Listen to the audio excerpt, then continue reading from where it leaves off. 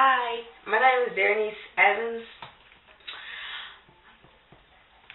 I'm from Port Gibson, Mississippi. I would like to share something with the world. So if you're watching this, I expect you listen carefully, and if you can help me out, or if you know someone who can help me out, I ask that you forward my video to them and just have them, or if you can help me out, just leave a message or a comment.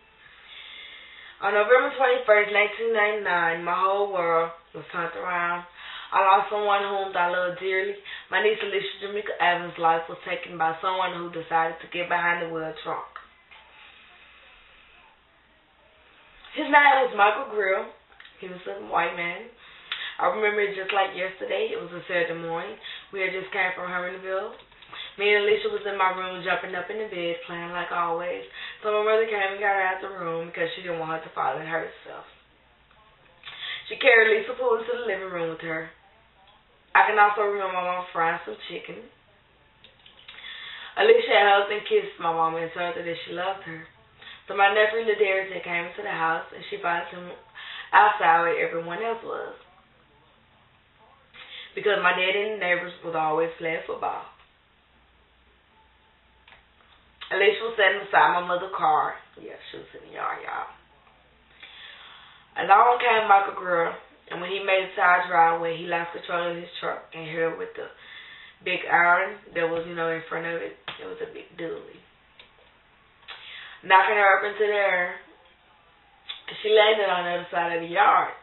The only thing I could hear was my mother screaming, "No." So I ran out the house, and there was so many people in our yard. I was still looking around lost, didn't know what was going on. But I soon discovered Alisha on the ground bleeding. Alisha had reached up for my mother and smiled to her and closed her eyes. My mama had passed out by that time, so me and my sister went to get my brother James. That was his only daughter. By the time we made it back to the ambulance had made it, they had put a little tube down her throat to help her breathe. They kept telling us that she was going to be alright, but they knew all along that she wasn't going to make it because her skull was busted in 7 different places. So we waited 3 hours for our girl to lift her to UMC. When they landed, she took her last breath and died. I remember kissing her hand and saying, "I love you." So the deputy for the Yarborough told my mother she just did. Ain't nothing he can do about it. You should have had her locked up in the house. Yes, he really did tell us that. I mean, they didn't even give a man a drug test or nothing. They just told him to get on, get in this truck, and nobody's business. I mean, because after he hit her, he kept driving. Like, I guess he didn't notice that he had hit her because he was so drunk. But somebody had to actually run after him to stop him. So later that night, my mother called the sheriff, Frank Davis, about what had happened. And the dirty bastard gonna say he think his deputy did his job just right. Lisa Poole was very smart for to say she was only 2 years old. She was very curious and she won several beauty pageants.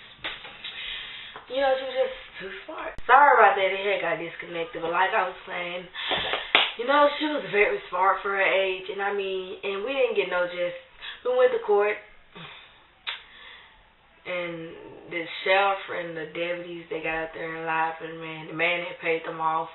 The man was rich. And, her little innocent life was just taken away from her. She had a lot in the future for her.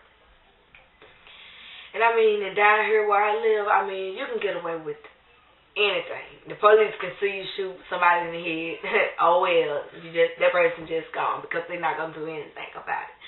And it shouldn't be like that. A lot of people didn't even know this had happened because the sheriff and they had kept it, to themselves, kept it as a secret. Like when my mother or I tell people nowadays what had happened, they were like, they know that it happened. So just please, if you need more details or anything, I just ask that you just send me a message or anything. But thanks for listening. Bye. Have a blessed day.